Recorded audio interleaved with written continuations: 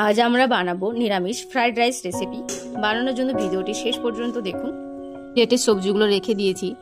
গাজর পাতলা পাতলা করে কেটে নেব, তার সাথে বিনসগুলো ছোট ছোট টুকরো করে নিচ্ছি, ক্যাপসিকামগুলো পাতলা পাতলা করে কেটে নিচ্ছি। সব কাটা কমপ্লিট হয়ে গেছে। ফ্রাইড রাইস বানানোর জন্য মশলাগুলো প্লেটে সাজিয়ে নিয়েছি। সেই মশলাগুলোকে কড়াইতে হালকা করে ভেজে নেব। ভাজা হয়ে গেছে, শিল নোড়ায় বেটে নিচ্ছি। প্লেটে আছে কাজু কিশমিশ আর ভাজা মশলা। কড়াইতে পরিমাণ মতো সাদা তেল দিয়ে তার সাথে কেটে রাখা গাজর কুচিগুলো দিয়ে দিয়েছি। গাজরগুলোকে হালকা হালকা করে ভেজে নিতে হবে, বেশি ভাজলে খেতে ভালো লাগবে না। গাজরগুলো ভালোভাবে ভাজা হয়ে গেছে, কড়াই থেকে তুলে নেব। এবার কেটে রাখা বিনসগুলো হালকা করে ভেজে নেব। বেশি করে ভাজবো না, হালকা করে ভেজে তুলে নেব। কেটে রাখা ক্যাপসিকামগুলো তেলের মধ্যে দিয়ে দিলাম। ক্যাপসিকামকেও হালকা করে ভেজে নিতে হবে। ভাজা হয়ে গেছে, তুলে নিচ্ছি। তার সাথে কিশমিশগুলো ভেজে নিচ্ছি। কিশমিশগুলো ভাজা হয়ে গেছে, কড়াই থেকে তুলে নিচ্ছি। এক এক করে সব কিছু ভেজে নেব। তার সাথে কাজুগুলো হালকা করে ভেজে নিচ্ছি। ফ্রাইড রাইস করার জন্য সব সবজিগুলো ভাজা হয়ে গেছে।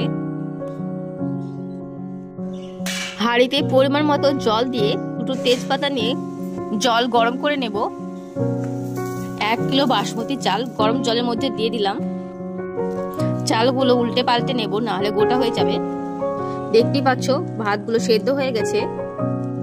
ভাতের জল ঝরিয়ে নেব। কড়াইতে পরিমাণ মতো ঘি দিয়ে দিলাম। দুটো তেজপাতা, দুটো এলাচ ঘিয়ের সাথে নেড়ে চেড়ে নিয়ে ছড়ানো ভাতগুলো ঘিয়ের মধ্যে দিয়ে দিলাম।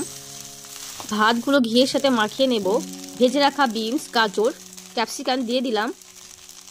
তার সাথে স্বাদ মতো চিনি দিয়ে ভালো করে মাখিয়ে নেব। খুব সুন্দর করে মাখানো হয়ে গেছে।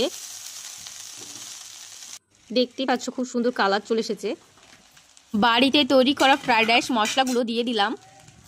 ফ্রাইড রাইসের সাথে মশলাগুলো মাখিয়ে নেব।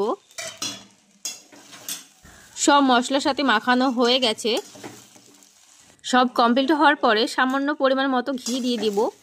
ঘি দিয়ে আবারও ভালো করে ফ্রাইড রাইসগুলো ঘিয়ের সাথে মাখিয়ে নেব। সামান্য পরিমাণে ফ্রাইড রাইস মশলাগুলো হালকা ছিটিয়ে দিলাম। আমাদের ফ্রাইড রাইস রেসিপিটি কেমন হয়েছে কমেন্ট করে জানাবেন। এই রেসিপিটি বাড়িতে অবশ্যই ট্রাই করে দেখবেন। ভালো লাগলে লাইক, কমেন্ট আর সাবস্ক্রাইব করে পাশে থাকবেন।